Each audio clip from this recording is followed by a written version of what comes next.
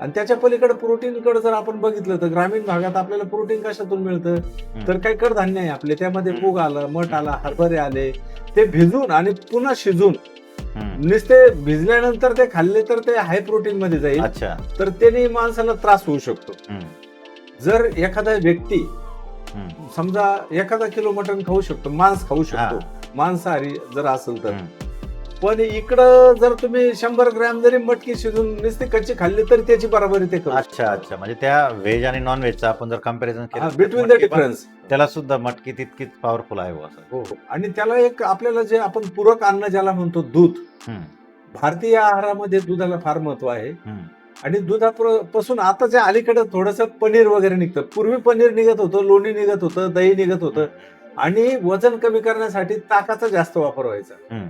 ताकामध्ये जर आपण सेंद्रिय मीठ ज्याला म्हणतो आपण ते टाकलं, थोडी मीठ साखर टाकली ताकामध्ये, तर चांगलं तुमचा डाएट नाही का, म्हणजे वजन कमी करण्याच्या दृष्टीने